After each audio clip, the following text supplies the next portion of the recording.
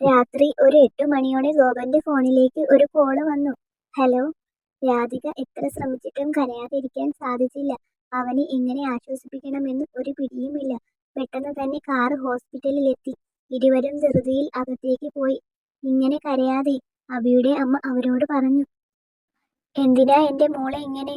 അവർക്ക് സഹിക്കാൻ പറ്റില്ലായിരുന്നു. എല്ലാത്തിനും കാരണം നീയാണ്. നിനക്ക് ആകെ ഒരു മോളല്ലേ ഉള്ളൂ.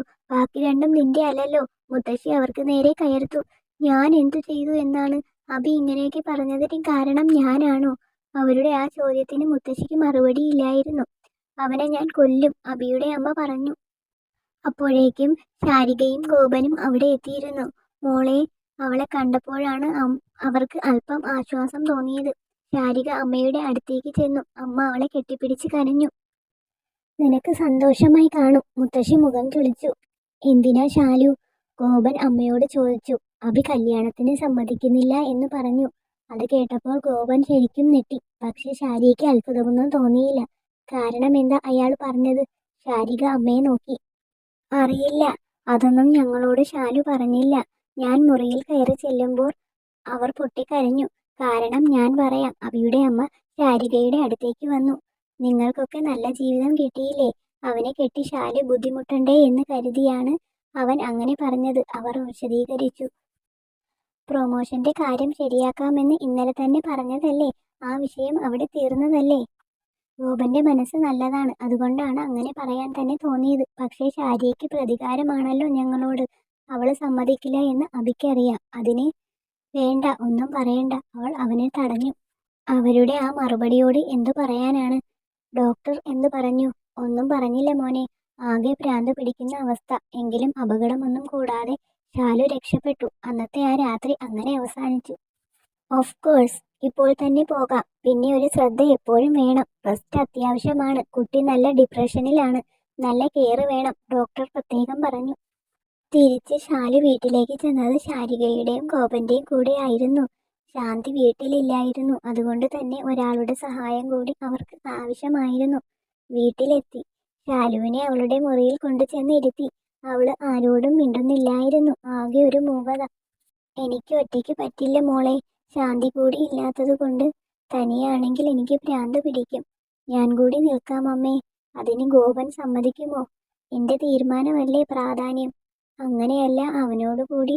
അതൊന്നും വേണ്ട, ഞാൻ പറഞ്ഞോളാം കാര്യം. അവൻ അവളെ നോക്കി. എന്താ ഒന്നും പറയാതെ നിൽക്കുന്നത്? ഞാൻ പെർമിഷൻ ചോദിച്ചതല്ല, തീരുമാനം അറിയിച്ചതാണ്.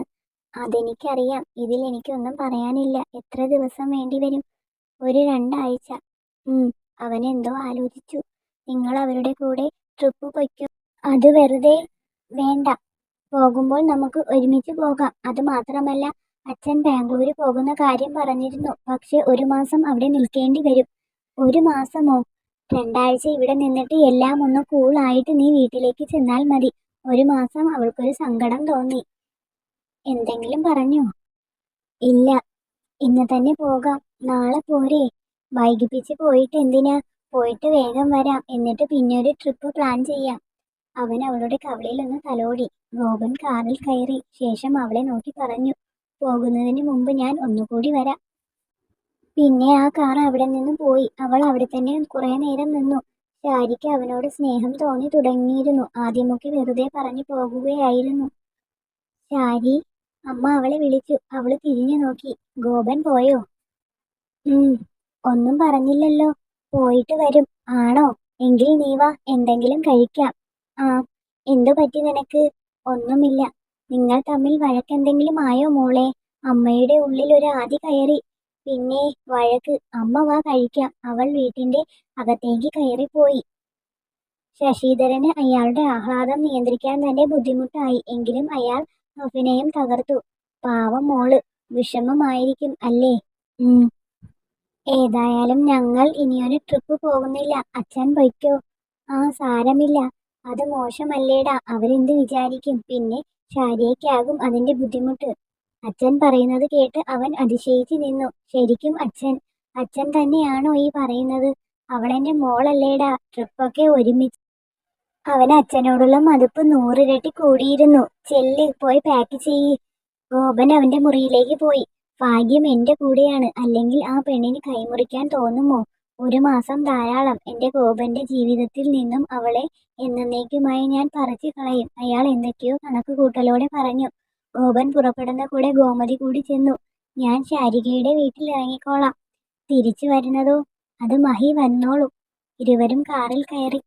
ഒരു ശാരി. മുത്തശ്ശി മുറ്റത്തേക്ക് ഒരു തുപ്പ്. അവള് കാരണം ട്രിപ്പ് മുടങ്ങി. മഹിക്ക് അതിന്റെ വിഷമം മാത്രം. ഇങ്ങനെ ഒരുത്തൻ. അങ്കിൾ പുലിയാണ്. നിധി നല്ല സന്തോഷത്തിലായിരുന്നു. പ്ലാൻ തുടങ്ങിക്കോ. അവൻ തിരിച്ചു വരുമ്പോൾ അവൾ ഇവിടെ ഉണ്ടാകരുത്. നിധിയുടെ അച്ഛൻ എല്ലാവരോടുമായി പറഞ്ഞു. അയാൾ കുറച്ചു ദിവസം ഇവിടെ ഇല്ലായിരുന്നു. മകളുടെ അവസ്ഥ കാണാൻ കഴിയാതെ മാറി നിൽക്കുകയായിരുന്നു. ഇതാണ് കൃത്യസമയം. ഗോമതിയും അവനും ശാരികയുടെ വീട്ടിലെത്തി. ഗോപൻ ഇറങ്ങിയില്ല. ശാരിക പുറത്തേക്ക് വന്നു. ഒപ്പം അമ്മയും. ഗോപൻ കാറിൽ തന്നെ ഇരുന്നു. ശാരിക അവന്റെ അടുത്തേക്ക് ചെന്നു. പാക്കിങ് വേഗം കഴിഞ്ഞോ?